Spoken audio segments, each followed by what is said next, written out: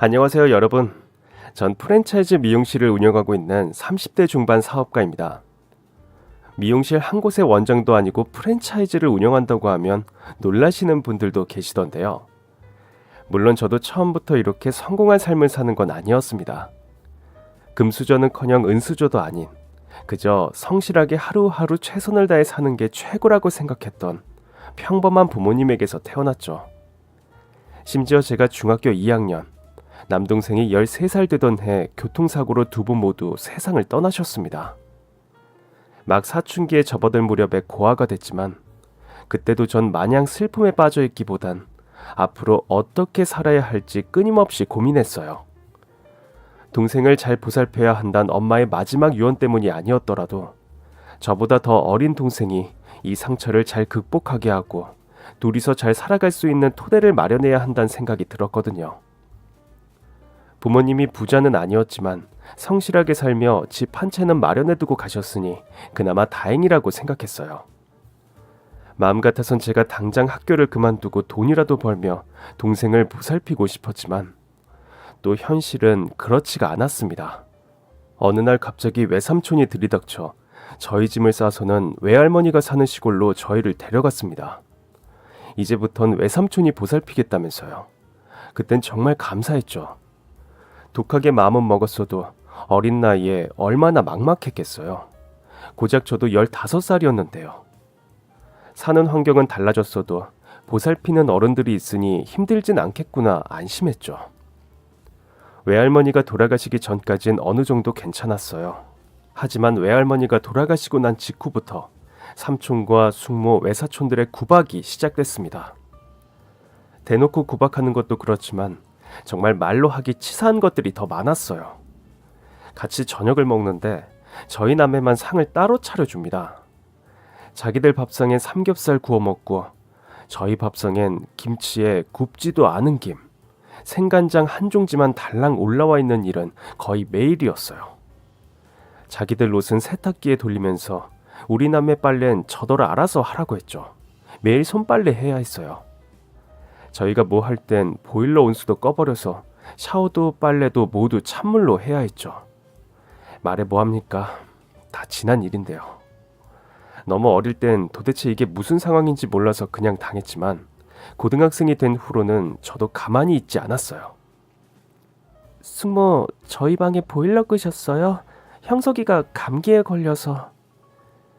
빌어먹는 주제에 보일러는 무슨... 가스요금이라도 내든가. 우리 엄마 아빠 집 한 돈 다 가져가신 거 제가 모를 줄 알아요? 보험금은요? 그거면 우리 시집 장가갈 때까지 키워주고도 남을 텐데요. 뭐? 네가 그걸 어떻게 알았어? 그게 뭐가 중요해요. 보일러 켜주실 거예요, 말 거예요? 저 경찰서로 가요 지금? 아동학대로 신고할까요? 그러면 외숙모는 화를 못 이겨서 부들부들 떨면서도 보일러를 켜주셨죠. 매번 그렇게 싸우면서 지내고 싶지 않았지만 남동생을 생각해서 조금만 더 참은 겁니다. 제가 고등학교만 졸업하면 어떻게 해서든 돈을 벌 수 있을 거라고 생각했고 그때까지만 여기서 버티자 이를 악물었던 거죠. 그렇게 버티다가 제가 고등학교를 졸업하던 해, 전 남동생을 데리고 외삼촌 댁에서 나왔습니다. 잘 먹고 잘 사세요. 쪽지 한 장 써두고요. 가출한 뒤 바로 남동생과 함께 지낼 수 있을 만한 방 하나를 겨우 구했습니다. 돈이 어디서 났냐고요?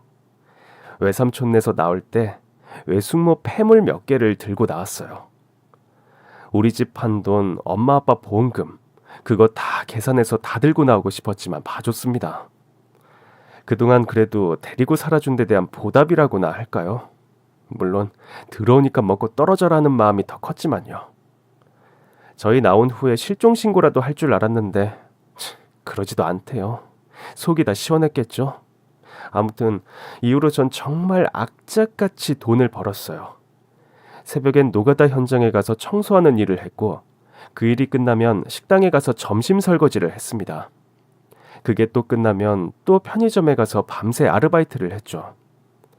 잠은 이동하는 버스에서 틈틈이, 밥은 편의점 폐기로 대충 때웠어요. 편의점 폐기가 그나마 많이 나온 날은 좋았지만 우유 하나만 나오는 날도 있었고 김치 하나만 나오는 날도 있어서 그런 날은 좀 아쉽긴 했지만요. 전 그렇게 지냈어도 동생한텐 편의점 폐기 한번 먹인 적 없어요. 고기도 자주 못 사주고 가끔은 라면만 끓여주기도 했던 게 좀 미안했을 뿐이죠. 게다가 노가다 현장은 제가 짐작했던 것보다 훨씬 험했어요. 너 내가 돈 벌게 해줄까? 아저씨가 어떻게요? 아, 2년 눈 뜨는 거 봐라. 어디서 눈을 동그랗게 떠. 그럼 눈을 동그랗게 뜨지 네모나게 떠요? 아, 2년 이거 아주 성깔 있네. 응? 아무튼 너 돈 안 벌고 싶냐고. 지금 돈 벌고 있잖아요.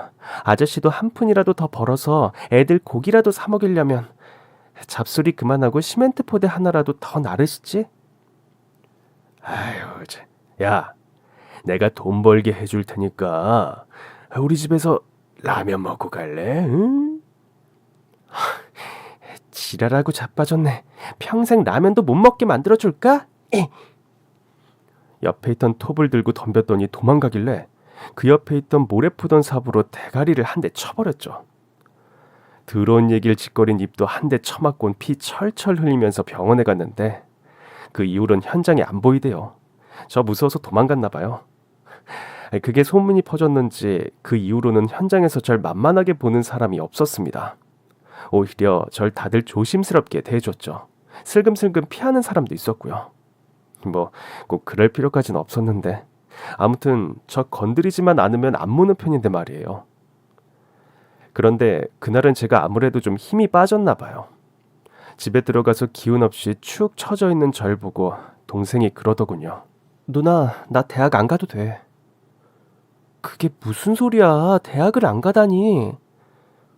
누나가 나 때문에 너무 고생하는 것 같아서 나도 고등학교만 졸업하고 그냥 취직해서 돈 벌게.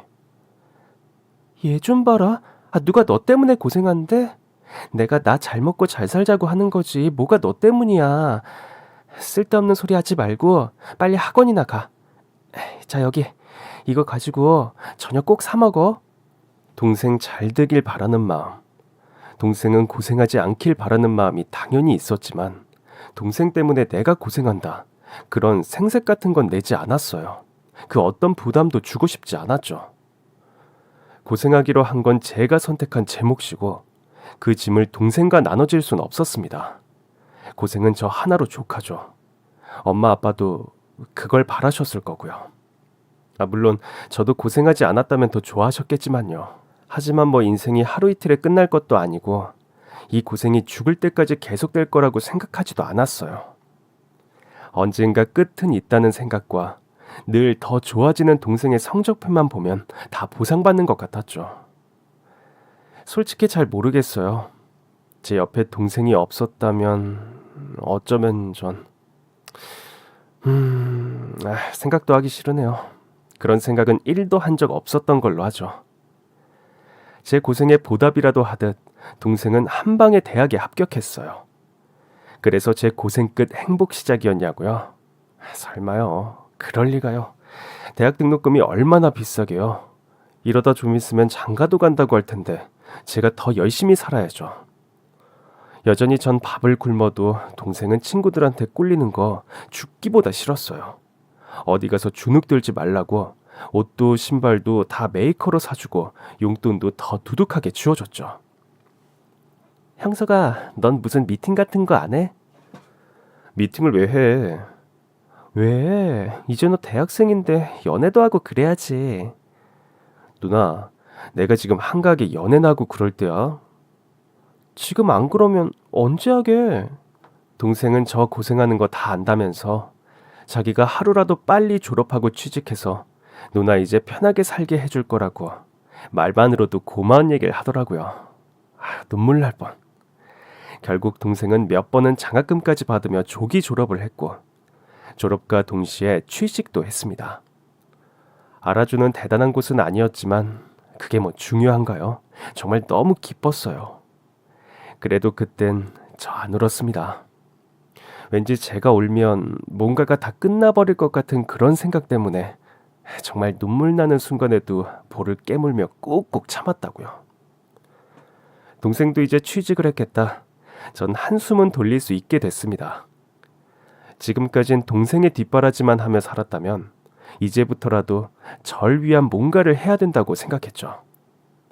제가 뭘 하고 싶은지, 제 꿈은 뭐였는지 그런 건 하나도 중요하지 않았어요.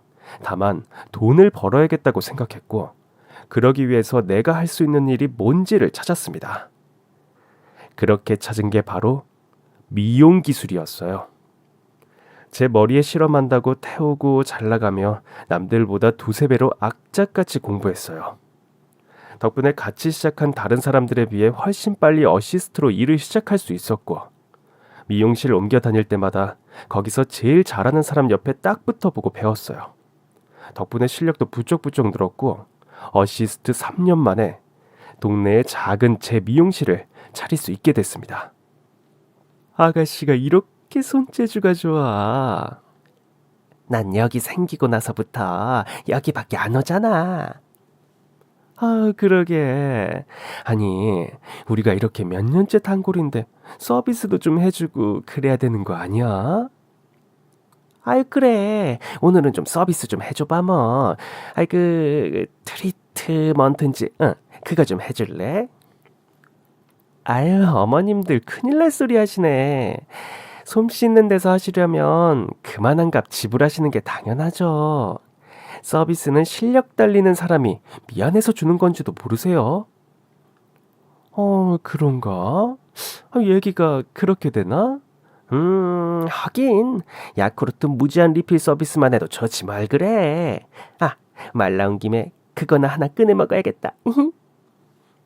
솜씨 좋다고 소문나서 미용실은 날이 갈수록 번창했고 옆 동네에 하나 더, 그 옆 동네에 하나 더 이렇게 하나씩 미용실을 키워갔어요. 일을 하면서도 직장 다니는 동생 아침밥은 거르지 않게 챙겨 먹였고 쉬는 시간에 집에 가서 동생이 먹을 저녁도 차려두고 다시 나와서 일을 했죠.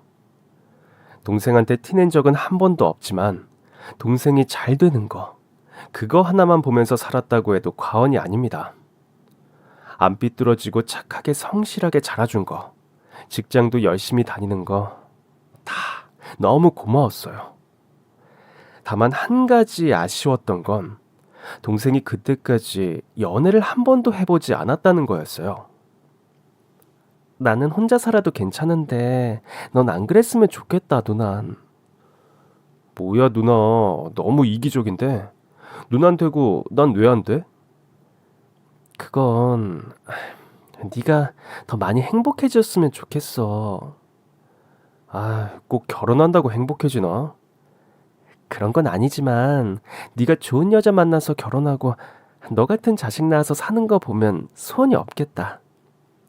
아유, 그랬던 동생이 어느 날 갑자기 결혼할 여자를 데려온다고 하더군요. 뭐? 진짜야? 아니, 뭐 오늘 만우절이야 뭐야? 아니면 몰래카메라야? 아니, 어디 저기 형광등 아래 카메라 있어? 아이, 뻥 아니라니까. 누난 언제가 좋아? 언제가 좋긴 당장 데려와. 지금도 괜찮아. 뭐 할까? 그 여자 뭐 좋아해? 보통 이럴 땐 다들 뭘 하나? 갈비찜 뭐 그런 거 하면 되나? 뭐 하지? 잠깐. 아니야, 누나. 특별히 신경 쓰지 말고 그냥 우리 먹던 대로 먹으면 돼. 그렇게 까다로운 여자 아니야. 형수가 어떡해. 누나 벌써 설렌다. 나 벌써 결혼식장에 앉아있는 것 같아. 나 너무 떨려. 지금까지 여자 손 한 번 못 잡아봤을 것 같은 놈이 결혼을 한다니. 이렇게 행복할 수가요. 설레는 마음으로 음식을 정성스럽게 준비하고 첫 만남만을 기다렸습니다. 그리고 드디어 동생의 여자친구와 첫 대면을 하던 날. 우리 누나야, 인사해. 안녕하세요. 처음 뵙겠습니다. 네, 반가워요. 너무 반가워요. 그리고 고마워요. 고맙긴요. 그러실 것까진 없는데. 분명 다소곳하고 얌전해 보이는데 뭔가 느낌이 좀 쎄했어요. 뭔가 어두운 그림자가 느껴지고 구린 냄새가 풀풀 나는 느낌? 물론 제가 이렇게 얘기하면 벌써부터 신혼노릇 하려고 한다는 분들도 계시겠지만 절대 그런 거 아닙니다. 제가 그동안 험한 일 하면서 워낙 다양한 인간 말종들을 상대하다 보니 사람 보는 눈은 좀 있는 편인데요. 이 여자는 첫 인상부터 영 아니었다고요. 곁에 두면 절대 안 되는 그런 분위기를 물씬 풍기고 있었습니다. 나 인스턴트 취급 안 하는 거 누님한테 말씀은 드렸지? 얘기 안 해도 누난 원래 그런 거 안 합니다. 그냥 얘기했다고 하면 되지. 뭔 TMA가 그렇게 많아. 미안. 보면 볼수록 안 좋은 느낌만 계속 강해졌어요. 지금이야 얌전하지만 남동생이 기도 못 펴고 있다는 게 한눈에 보였죠. 그렇지만 혹시 제가 아들 장가 보내는 부모의 심정으로 너무 까탈스러운 기준을 장착한 건 아닐까? 그동안 고생했던 거에 대한 보상 심리가 작용하고 있는 거 아닐까? 혼자 몇 날 며칠을 고민했습니다. 동생이 처음 데려온 여잔데, 지가 사랑한다고 결혼까지 하겠다는 여잔데, 과학적인 근거도 없는 추측 하나만으로 이런 생각을 한다는 것 자체가 동생한테 너무 미안했어요. 고민 끝에 전 동생에게 슬쩍 돌려 말했습니다. 형서가 사람들이 그러는데 연애는 많이 해볼수록 좋다고 하던데. 그러지 말고 말해. 누나가 하고 싶은 말이 뭐야? 아니야, 아니 그럴 리가. 네가 여자라곤 나밖에 모르는데 당장 결혼할 생각하지 말고 천천히 만나보는 건 어때? 누나는 혜영이 마음에 안 들어? 내 마음에 들고 안 들고가 뭐가 중요해. 네가 사랑하는 여잔데. 아직 그게 아니고, 너 아직 젊고 기회도 많은데 아까워서 그러지. 아니, 난 그런 거 필요 없어, 누나. 혜영이 나한테 충분히 괜찮은 사람이니까 더 이상 그런 얘기는 하지 말자. 내가 빨리 내 인생 찾아가야 누나도 누나 인생 찾아가지. 그 말이 서운하지 않았다면 거짓말입니다. 보상받고 싶은 마음도 없었고 이게 제가 선택한 제 인생인 건데 그렇게 얘기하다뇨. 하지만 지금 중요한 건 그게 아니었기에 일단은 제가 조금 더 지켜보기로 했어요. 그런데 지켜보나 마나 걱정되는 건 마찬가지였습니다. 동생이 하겠다는 일이라면 뭐든 다 응원했고 뒷바라지했지만 이번엔 정말 이대로 두면 안 된다는 촉이 작동했어요. 작정하고 동생을 불러 진지하게 얘기했습니다. 형서가 누나가 이 결혼 못하게 하면 넌 어떡할래? 뭐야. 누나가 그럴 리가 없잖아. 아니, 나 지금 진지해. 아무리 생각해도 그 여잔 아닌 것 같아. 무슨 소리야 그게. 혜영일 봐도 내가 누나보다 더 봤어. 알아도 내가 더 잘한다고. 몇 번 잠깐 보고 뭘 한다고 그래. 동생은 전에 한 번도 본 적 없는 모습으로 저에게 대들었어요. 저 역시 한 번도 그래 본 적 없지만 극구 말렸습니다. 내가 너한테 언제 싫은 소리 한 번 한 적 있어? 너 한다는 거 못하게 한 적 있냐고. 누나가 이러는 데는 이유가 있을 거라고 생각 안 해? 누나만 그래? 난 언제 누나한테 싫은 소리 했어? 솔직히 나 누나가 항상 너만 잘 되면 이러는 거 숨 막혔어. 나 숨 좀 쉬겠다는데 왜 이제 와서 발목을 잡아? 내가 그 여자 아니면 안 된다고. 죽겠다고. 한창 동생과 실랑이를 벌이고 있는데 전화가 걸려왔습니다. 딱 봐도 그 여자인 게 뻔했죠. 동생은 방으로 들어가 문을 잠그고 한참을 통화했습니다. 그리고 잠시 후 뭐야 너 그게? 지금 그게 뭐냐니까. 누나는 그 여자 안 된다고 하고 난 그 여자 아니면 안 된다고 하고 뭐 더 얘기할 것도 없잖아. 이제 연 끊고 살자. 너 이게 무슨 말이야? 지금 어디 가는 거야? 알 필요 없어. 더 험한 꼴 보기 전에 비켜. 비키라고. 형서가 누나가 잘못했어. 가지 마. 응? 다신 나 볼 생각 하지 마. 동생은 그 말을 남기고 집을 나갔습니다. 제 전화도 안 받고 문자나 톡도 다 씹고요. 이럴 줄 알았으면 그냥 연락처라도 받아둘 걸 후회했지만 때는 늦었죠. 그래도 지금은 화가 많이 나서 저러는 거겠지. 똑똑한 놈이니까 하루 이틀 지나면 제가 왜 그랬는지 이해하려고 할 테고 다시 돌아올 거라고 믿었어요. 그래서 더 이상 저도 연락하지 않고 기다렸지만 하루, 이틀, 일주일, 한 달이 돼가도록 동생에게선 아무런 연락도 없었습니다. 어느 날부턴가는 전화번호도 바꿨더군요. 답답했습니다. 섣부른 제 말과 행동이 이런 결과를 만든 것 같아서요. 아무리 수소문해도 동생의 연락처를 알 길이 없었고 다니던 직장에도 찾아가 봤지만 사직서까지 냈다고 하더군요. 막막하고 세상이 다 끝난 것 같았어요. 그래도 내 동생이라면 내 동생이니까 언젠가 틀림없이 다시 연락해 올 거라고 믿었습니다.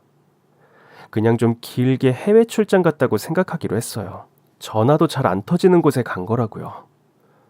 시시때때로 동생이 생각났고 걱정됐지만 그럴수록 더 열심히 일에 매진했어요. 그 사이 미용실은 한두 개씩 늘어났고 마음의 여유가 조금 생겼을 때쯤부턴 틈틈이 동생을 찾아다니기도 했습니다. 연락되지 않는 시간이 길어질수록 후회도 됐어요. 제가 결혼만 반대하지 않았다면 결혼식장에서 멋지고 늠름한 동생의 모습을 볼 수 있었을 텐데 만약 그때 바로 그 여자와 결혼했다면 어쩌면 아이도 있겠다는 생각도 들었습니다. 제가 얼마나 예뻐했을 텐데 모든 게 다 아쉽고 미안했죠. 하지만 단 한 가지, 그녀는 왠지 미웠습니다. 이유도 모른 채 그냥 미웠어요. 그러던 어느 날 동생이 사는 곳을 우연히 알게 됐어요. 그 길로 하던 일을 놓고 찾아갔죠. 문이 열리고 꿈에서도 보고 싶던 동생이 그 앞에 서 있었어요. 하고 싶은 말도 많았고 듣고 싶은 말도 많았어요. 도대체 이게 얼마만인데 내가 이 순간을 얼마나 기다려왔는데요. 그런데 제 마음과 달리 동생은 황급히 문을 닫아버렸습니다. 아무리 문을 두드려도 열어주질 않았어요. 형석아, 너 왜 그래? 누나야, 누나잖아. 문 좀 열어봐. 가, 누나. 나 누나랑 할 말 없어. 누나가 미안해. 내가 다 미안하니까 이러지 마. 다신 찾아오지 마. 나 진짜 누나 안 볼 거니까. 밤새 거기서 그러고 서 있으라 그래. 넌 빨리 오고. 순간 등골이 오싹한 기분이 들었지만 그대로 돌아설 수밖에 없었어요. 내가 여기 계속 있으면 동생한테 뭔가 더 불리할 일이 생길 것 같은 기분이었다고 할까요? 차마 발길이 떨어지지 않았지만 억지로 발걸음을 돌렸습니다. 그래도 제 미안한 마음과 뒤늦게라도 결혼을 축하하는 마음을 담아 문 앞에 조용히 축의금 봉투를 놓고 왔습니다. 동생이 결혼할 때 주려고 꾸준히 모았던 적금 통장과 보험 증서도 함께요. 이제 정말 동생을 볼 수 없을 거란 예감이 너무 강하게 들었지만 그러지 않길 바라며 누나가 용서되면 언제든 연락하라는 말도 같이 남기고 왔습니다. 돌아오는 길 내내 이상한 상상이 자꾸 떠올랐어요. 그즘 무슨 계곡살인가? 그런 사건이 세상을 떠들썩하게 한 적이 있었잖아요. 왜 남편을 가스라이팅해서 남편 월급 지가 다 헤쳐먹고 물 무서워하는 남편한테 물에 뛰어들라고 해서 결국 남편을 죽였던 그 사건이요. 왠지 그 사건의 가해자와 그녀의 얼굴이 비슷하게 생긴 게 불안한 생각이 들었습니다. 하지만 그런 생각을 하는 것조차 불경스럽고 혹시라도 동생한테 안 좋은 기운으로 작용할까 싶어 냅다 떨쳐버렸어요. 설마요. 세상에 아무리 이상한 사람이 많다고 해도 그렇게 이해조차 안 되는 비상식적인 일을 벌이는 사람들이 뭐 제 주위에 있겠습니까? 안 그래요? 그럼에도 불구하고 불길한 마음 반, 동생을 보고 싶은 마음 반, 내내 생각이 왔다 갔다 했습니다. 얼굴이라도 볼까 싶어 이후로도 몇 번 동생의 집을 찾아가기도 했어요. 그런데 그때마다 동생은 볼 수 없었습니다. 항상 올케가, 그것도 문도 열어주지 않은 채 인터폰으로만 얘기했죠. 그때마다도 정상은 아니었어요. 집안에서 담배를 뻑뻑 피워대면서 화면으로 담배 연기를 풀풀 뿜어댔죠. 왜 또 왔어요? 낯짝이 두꺼우셔서 그런가 참 뻔뻔하시네. 형석이는 어딨어요? 돈이나 벌러 갔겠지. 가긴 어딜 갔겠어요. 전기요금 많이 나오니까 그럼 이만 안녕히 가세요. 이렇게 늘 문전박대를 당한 채 돌아와야 했습니다. 문이라도 따고 들어갈까 하는 생각도 있었지만 그랬다간 동생이 더 싫어할 것 같았어요. 마음이 풀릴 때까지 기다리자. 나야 속상한 마음, 분한 마음, 오만 가지 생각에 마음은 무겁고 머리는 복잡했지만 그래, 너만 행복하면 된다며 제 마음을 다독였어요. 부모님 돌아가신 후 동생만 의지하며 살았기에 보고 싶은 마음, 미안한 마음이 더 컸는지도 몰라요. 정말 쉽진 않았지만 언젠가 동생이 돌아올 거라 굳게 믿으며 전 더 일에 빠져 지냈습니다. 그렇게 2년쯤 지났을 무렵 프랜차이즈를 전국으로 늘리는 문제 때문에 한창 정신없이 바쁠 때였는데 뜬금없이 경찰서에서 연락이 왔습니다. 당시 한 곳의 원장이 직원들 월급을 다 떼먹고 도망간 일이 있어서 조사 중이었기 때문에 전 처음에 그 일인 줄 알았어요. 하지만 이상하게 심장이 벌렁거리더군요. 그냥 잘못 걸었다고 하고 끊어버릴까 싶을 정도로 불길한 예감이 들었습니다. 언제나 그렇듯 불길한 예감은 적중했어요. 금남병원으로 좀 와주셔야겠어요. 이영석 씨가 동생이죠? 오셔서 시신을 좀 확인해 주셔야겠습니다. 네? 지금 뭐라고 하셨어요? 제가 잘못 들은 줄 알았습니다. 동생의 시신이라뇨. 저한테 전화하신 게 확실하냐고, 혹시 다른 일로 착각하신 건 아니냐고 몇 번을 되물었습니다. 야속하게도 제가 원하는 대답을 해주진 않더군요. 전 하던 일을 다 팽개치고 정신없이 병원으로 달려갔습니다. 시신이 발견된 지 이미 며칠이 지났기에 서둘러 장례식장을 꾸렸더라고요. 누구라도 붙잡고 어떻게 된 일인지 묻고 싶었지만 옳기라는 년은 코빼기도 보이지 않았어요. 신림동에 있는 고시원에서 발견되셨습니다. 시신 발견 후에 누구와도 연락이 되지 않아서 시간이 좀 걸렸고 자살인 것 같아 보이지만 의문점이 많았습니다. 부검 결과 몸에서 다량의 니코틴이 검출됐어요. 경찰의 말인즉슨 동생이 시신 상태로 발견됐지만 딱 보기에도 몇 날 며칠을 굶은 사람처럼 피골이 상접해 있었다고 했어요. 그리고 검출된 니코틴은 사람이 죽을 수도 있을 만큼의 치사량이었다고요.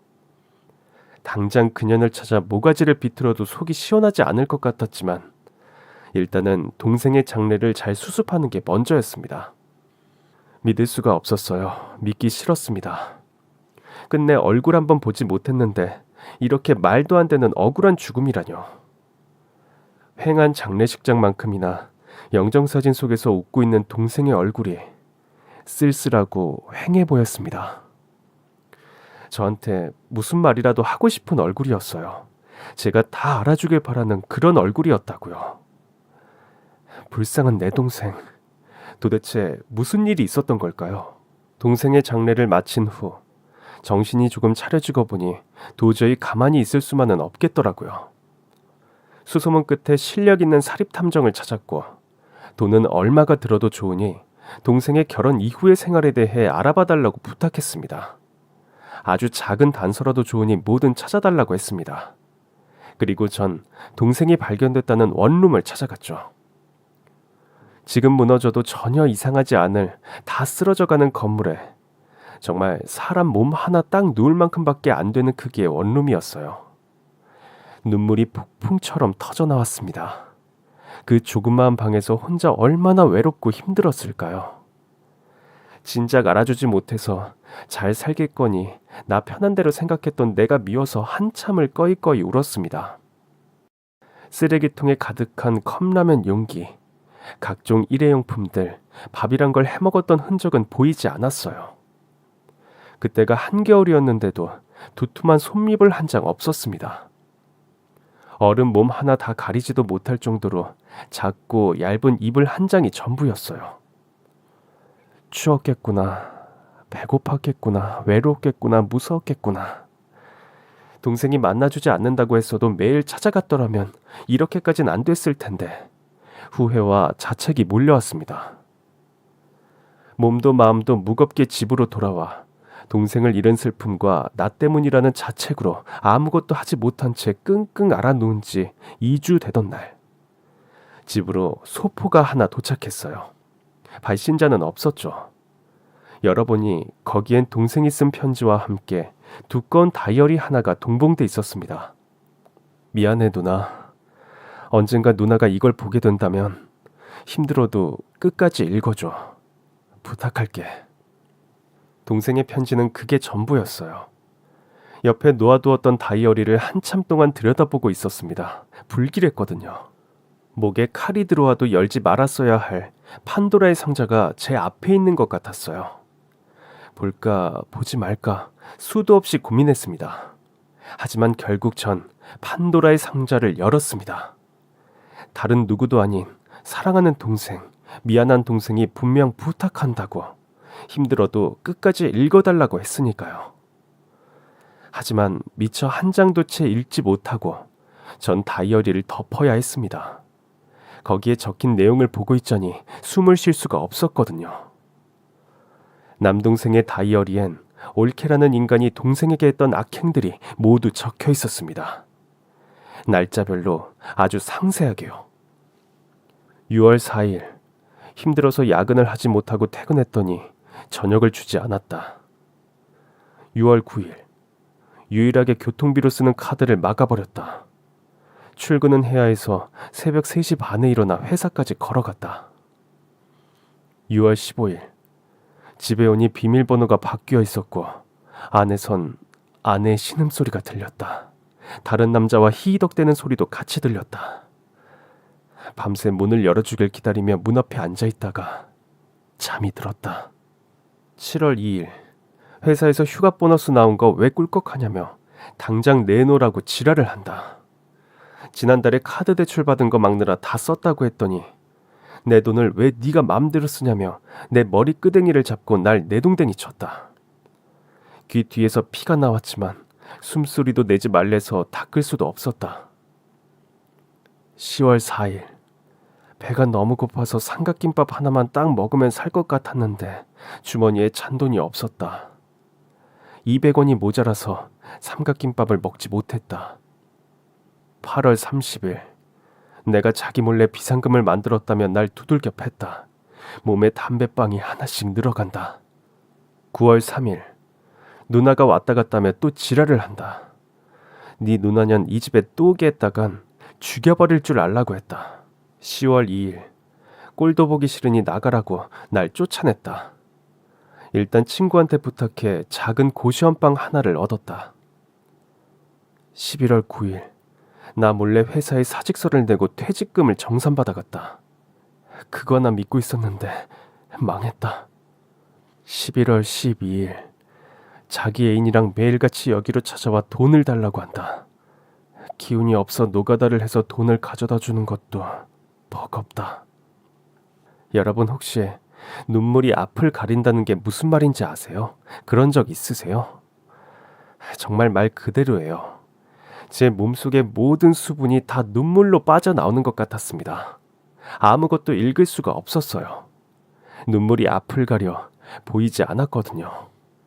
손이 부들부들 떨리고 온몸의 세포 하나하나가 다 아파왔습니다. 심장이 찢어지는 아픔이라는 게 무슨 말인지 알 것 같았어요. 동생은 대체 어떤 생지옥에 살았던 걸까요? 제가 짐작이나 할 수 있을까요? 그때 제가 동생을 찾아가서 그나마 잠깐이라도 마주했던 그때, 제가 동생을 조금만 더 자세히 들여다봤더라면 알 수 있지 않았을까요? 그러지 못한 제 자신이 너무 원망스러웠어요. 하지만 지금 자책하고 있을 때가 아니었죠. 그년을 가만두지 않겠다고 결심했습니다. 당장 다이어리를 들고 경찰서로 달려갔습니다. 자초지종을 듣고 증거물인 다이어리를 확인한 경찰은 조사를 시작했습니다. 동생의 다이어리엔 그 죽일년이 동생에게 폭력과 협박을 행사한 건 물론 동생이 먹는 음식에 소량의 니코틴을 넣었다는 증거도 있었거든요. 살인미수 용의자로 당장 그 나쁜 년을 체포했어야 마땅한데 이 년은 어디로 잘도 숨어 다니더군요. 전국에 수배령이 떨어졌지만 쉽게 잡히지 않았습니다. 이미 확인된 폭력과 살인미수, 아니 살인 혐의만으로도 충분히 잔인하다는 판단으로 망할 신상도 공개됐죠. 그년이 어떤 년이든 전 아무 상관이 없었지만요. 미꾸라지 같은 년, 미꾸라지처럼 뜨거운 물에 빠뜨려 죽일 년, 믹서기에 넣고 갈아도 시원치 않을 년. 하지만 제가 누굽니까? 평생 동생 하나만을 위해 살았고 그런 동생을 어이없이 잃어 도끼에 살기까지 품은 사람 아닙니까? 이미 제가 모르는 진실을 알기 위해 사람도 풀어놨고요. 경찰과 사립탐정의 활약으로 그녀는 제 남동생을 같이 괴롭히고 폭행한 상간남과 함께 어느 지방의 허름한 PC방에서 체포당했습니다. 밤새 담배 피우고 게임하다가 라면 먹고 그대로 처져서 팅팅 부은 쌍판떼기로 말이죠. 그지그지 상그지가 따로 없었습니다. 당장 달려가서 면상을 후려 갈기고 퇴퇴 침을 뱉고 싶은 마음이 굴뚝 같았지만 쓰레기 같은 인간도 무슨 인간이라고 가해자의 인권 운운하며 경찰들은 오히려 절 막아서더군요. 그렇다고 제가 네, 가해자도 사람이죠. 인권 존중해야죠 하면서 곱게 말 들을 줄 알았습니까? 제가 쌓인 한이 얼마나 많은데요. 다만 때를 기다렸죠. 그 잡아 죽여도 시원치 않을 년을 전국적으로 개망신 줄 수 있는 날이 코앞에 있었으니까요. 드디어 그날이 왔습니다. 그년이 꼴도 보기 싫은 상간남과 함께 폴리스라인 앞에 선 날. 그 자리에 있는 기자들이며 경찰들이며 모든 사람의 시선은 다 그 죽일 년놈들에게 향하고 있었죠. 어디서 지가 감히 모자를 푹 눌러쓰고 고개를 푹 숙이고 있더군요. 이제 와서 쪽팔리기라도 한 걸까요? 착하디 착한 내 동생한테 몹쓸 짓 하던 그 낯짝 사람들이 보면 큰일이라도 나나보죠? 내 동생 죽여놓고 멀쩡하게 저러고 있는 것들을 도저히 눈뜨고 봐줄 수가 없었습니다. 나비처럼 우아하게 서서 기회만 노리다가 기회를 포착한 바로 그 순간 벌처럼 달려가서 그년의 얼굴을 냅다 니킥을 갈겼습니다. 모자를 벗겨 내동댕이 치고 그년의 머리끄댕이를 쥐어잡아 그 면상을 카메라 앞에 들이댔죠. 보시오 사람들, 이게 내 동생을 죽인 살인자의 면상이요 하면서요. 그리고 쥐었던 머리끄댕이를 휘두르다가 내던졌습니다. 제 두 주먹에 그년의 머리카락이 가득하더군요. 이년이 죽을라고 한장했나. 터진 입이라고 어디서 지랄이야. 확 그냥. 저 그만하세요. 이제 그만하세요. 근데 경찰은 왜 거기서 절 말리나요? 죄를 저지른 건 제가 아니라 전현인데 말이에요. 정말 진짜 다시 생각해도 열받네요. 경찰이 제가 다시 달려들지 못하도록 꽉 붙들고 있었지만 어디서 그런 초능력이 나왔는지 전 경찰을 뿌리치고 다시 그년한테 달려들었습니다. 이번엔 아구창을 한 대 갈겨줬죠. 아니, 아마 한 대는 아니었을 겁니다. 잠깐 제정신을 잃은 것 같거든요. 눈에 뵈는 게 없었으니 몇 대나 쳤는지는 기억이 없습니다. 기억이 나질 않습니다. 아무튼 정신을 차리고 보니 그년의 입에서 피가 줄줄 흐르고 있더군요. 입에 피가 고였는지 침을 퇴하고 뱉는데 제가 저도 모르는 힘이 있었나 봐요. 그녀의 입에서 옥수수가 몇 개 털려 나오더라고요. 아이고, 그래도 좀 참지. 앞에 카메라도 많은데 참 없어배던데 말이에요. 여러분, 아무리 그래도 그렇지 제가 너무했다고 생각하시는 분은 설마 안 계시겠죠? 그러면 저 서운해요. 전 그걸로도 성이 안 차서 집에 돌아오는 길 내내 그리고도 며칠 동안 얼마나 분해서 씩씩대는데요. 아무튼 그 여자의 폭력과 살인에 대한 재판이 시작됐습니다. 그년이 뭐라고 했는지 아세요? 나 참 어이가 없어서. 전 그런 짓을 한 적이 없습니다. 생각이 나질 않습니다. 기억이 나질 않습니다. 무슨 얘기 하시는지 모르겠습니다. 아니, 지가 지금 살인죄로 재판받고 있지 무슨 청문회 한답니까? 뻑하면 기억이 나질 않는데 뻑하면 못 알아듣겠대. 절대로 지가 그런 짓을 하지 않았다고 딱 잡아떼더군요. 뻔뻔하기가 이루 말할 수가 없었죠. 하지만 그래봤자 증거는 명확하고 지가 빠져나갈 구멍은 그 어디에도 없었어요.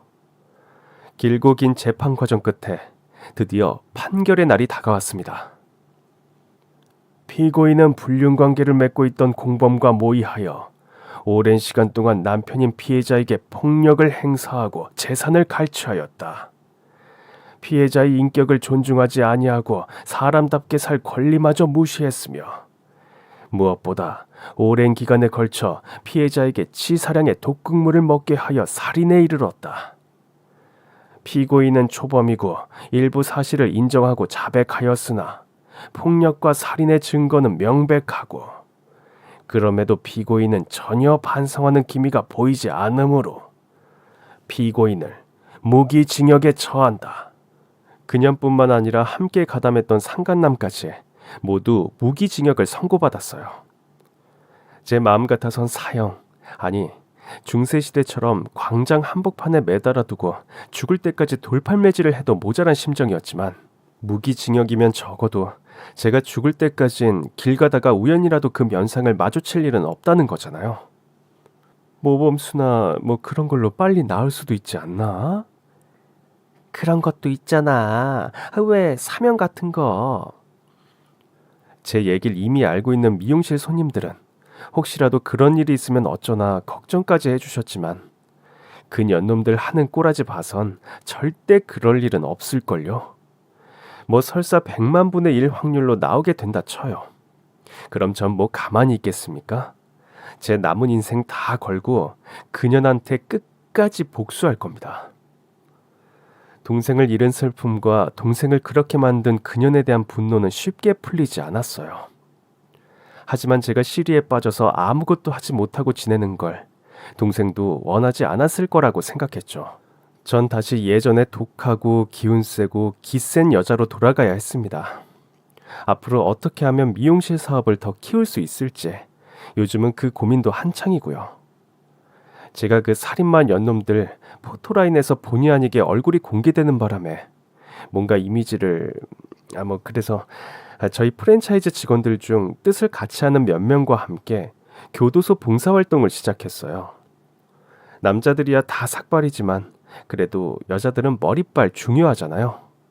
한 달에 한 번씩은 꼭 가서 수감자들 머리 깔끔하게 정리해주고 온답니다. 그런데 또 하필이면 제가 맡게 된 교도소에 그년이 있네요. 꼭 제가 노린 것처럼요.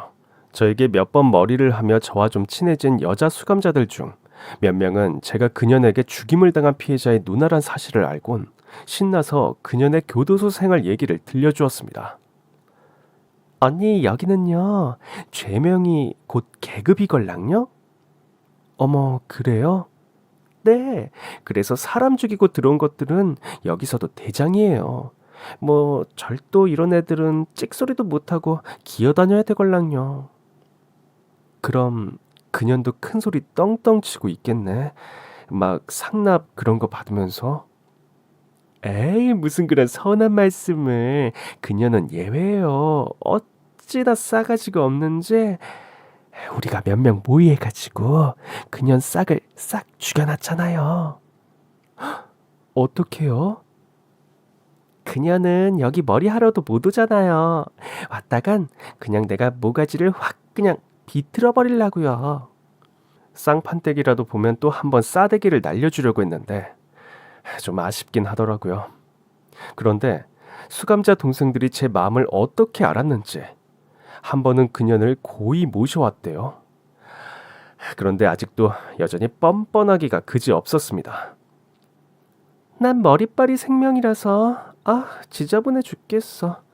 좀 깔끔하게 해봐요 어디. 구린 입에서 어찌나 지랄 같은 얘기가 나오던지 일단은 입 꾹 다물고 그년이 원하는 대로 머리를 깔끔하게 다듬어줬습니다. 머리카락 한 올도 남김없이 깨끗하게 밀어들었죠. 지가 무슨 짓을 했는지 일말의 반성이라곤 있을 리가 없는 그년이 저한테 쌍욕을 하며 지랄을 하더군요. 그래서 저는 제 손끝 하나 더럽히지 않고 그년을 응징했어요. 수감자 동생들이 그냥 평소에 하던 대로 알아서 다 해주니 전 가만히 지켜보기만 했죠. 나중엔 그년이 제 앞에 무릎을 꿇고 싹싹 빌더라고요. 나 아직 30이야. 내 인생 불쌍하지도 않아. 지금이라도 좀 선처 그런 거 해주면 안 될까? 제발. 사람 하나 살리는 셈 치고 부탁 좀 하자. 지가 양심이 있으면 대체 어떻게 사람 하나 살리는 셈 치고 그따위를 말이라고 짓거릴 수 있을까요? 그때 이 상황을 지켜보던 교도관이 문을 슬쩍 닫아줬습니다. 그러면 안 되는 거 우리 모두 알지만 워낙 유명한 사건인데다 제가 그동안 봉사활동 다니며 몇 푼 좀 찔러줬거든요. 그런데 교도관도 돈 몇 푼이 중요한 게 아니라 그년 하는 꼴이 가짜나서 한 번쯤은 저한테 기회를 주고 싶었대요. 고맙게도 말이죠. 기회가 주어지면 잡아야죠. 다시 한번 동생의 억울함을 담아 면상을 후려 갈겼습니다. 몇 번인지는 기억도 안 나요. 그년이 바닥을 기어다니며 살려달라고 도망가길래 고개 숙인 그년의 대가리를 구두발로 뻥 차고 그년의 허벅지를 하이힐로 슬슬 비벼줬습니다. 구멍 뚫리지 않을 정도로만요. 요즘 저 사업도 커지고 일이 많아져서 엄청 바쁘지만 당분간은 봉사활동 계속할 것 같아요. 수감자들이 제가 머리해주는 머리를 얼마나 좋아하는지 몰라요. 특히 그녀는 말은 안 하지만 정말 마음에 들어하는 것 같더라고요. 제가 이렇게 해도 동생의 억울한 죽음을 돌이킬 수 없다는 거 알아요. 제가 어떻게 해도 그녀에 대한 분노가 죽을 때까지 풀리지 않을 거라는 것도요. 그래도 할 수 있을 때까지 할래요. 동생은 분명 제가 그 가슴 찢어지는 다이어리를 본 후에 얼마나 마음 아파했을지 알 거예요. 그런데도 불구하고 동생이 끝까지 읽어달라고 부탁했다는 건 자기가 어떻게 당했는지 누나가 꼭 좀 알아달라는 말이었어요. 꼭 복수해달라는 뜻이었어요. 저한테 그런 부탁까지 해서 미안하다는 말이었어요. 그런데 제가 어떻게 다 삭히고 참겠어요. 저 복수에 지치지 않도록, 행여 마음 약해지지 않도록 여러분도 저 응원해주세요. 살살 할게요. 살살. 법에 저촉되지 않을 정도로 살살요. 그럼 지금까지 제 사연 들어주셔서 정말 감사합니다.